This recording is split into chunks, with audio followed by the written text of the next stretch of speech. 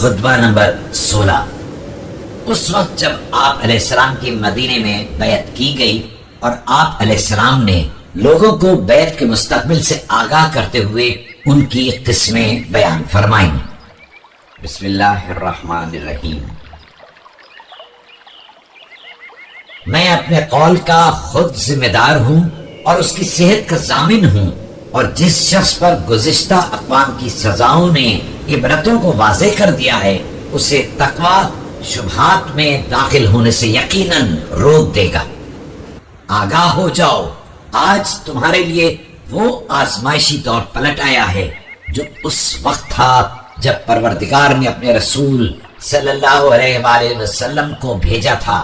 قسم ہے اس پروردگار کی جس نے آپ صلی اللہ علیہ وآلہ وسلم کو حق کے ساتھ مبعوث کیا تھا کہ تم سختی کے ساتھ تہوبالا کیے جاؤ گے، تمہیں باقاعدہ چھانا جائے گا اور دیگ کی طرح چمچے سے الٹ پلٹ کیا جائے گا، یہاں تک کہ اسفل اعلیٰ ہو جائے اور اعلیٰ اسفل بن جائے، اور جو پیچھے رہ گئے ہیں وہ آگے بڑھ جائیں اور جو آگے بڑھ گئے ہیں وہ پیچھے آ جائیں۔ خدا گواہ ہے کہ میں نے نہ کسی کلمے کو چھپایا ہے اور نہ کوئی غلط بیانی کی ہے، اور مجھے اس منزل اور اس دن کی پہلے ہی خبر دے دی گئی تھی۔ یاد رکھو کہ خطائیں وہ سرکش سواریاں ہیں جن پر اہل خطا کو سوار کر دیا جائے اور ان کی لگام کو ڈھیلا چھوڑ دیا جائے اور وہ سوار کو لے کر جہنم میں پھانگ پڑے، اور تقوی ان رام کی ہوئی سواریوں کے مانند ہے جن پر لوگ سوار کیے جائیں اور ان کی لگام ان کے ہاتھوں میں دے دی جائے تو وہ اپنے سواروں کو جنت تک پہنچا دیں۔ دنیا میں حق و باطل دونوں ہیں اور دونوں کے اہل بھی ہیں۔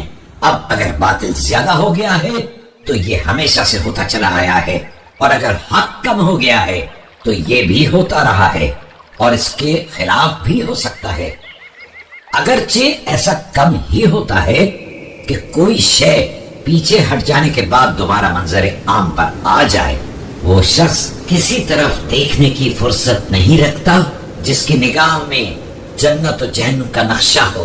تیز رفتاری سے کام کرنے والا نجات پا لیتا ہے اور سست رفتاری سے کام کر کے جنت کی طلبگاری کرنے والا بھی امیدوار رہتا ہے، لیکن کوتاہی کرنے والا جہنم میں گر پڑتا ہے۔ دائیں بائیں گمراہیوں کی منزلیں ہیں اور سیدھا راستہ صرف درمیانی راستہ ہے۔ اسی راستے پر رہ جانے والی کتاب خدا اور نبوت کے آثار ہیں، اور اسی سے شریعت کا نفاذ ہوتا ہے، اور اسی کی طرف عاقبت کی بازگشت ہے۔ غلط ادعا کرنے والا ہلاک ہوا اور افتراء کرنے والا ناکام و نامراد ہوا۔ جس نے حق کے مقابلے میں سر نکالا وہ ہلاک ہو گیا، اور انسان کی جہالت کے لیے اتنا ہی کافی ہے کہ اسے اپنی ذات کا بھی عرفان نہ ہو۔ جو بنیاد تقوی پر قائم ہوتی ہے اس میں ہلاکت نہیں ہوتی، اور اس کے ہوتے ہوئے کسی قسم کی کھیتی پیاس سے برباد نہیں ہوتی۔ اب تم اپنے گھروں میں چھپ کر بیٹھ جاؤ اور اپنے باہمی امور کی اصلاح کرو۔ توبہ تمہارے سامنے ہے۔ تعریف کرنے والے کا فرض ہے کہ اپنے رب کی تعریف کرے، اور ملامت کرنے والے کو چاہیے کہ اپنے نفس کی ملامت کرے۔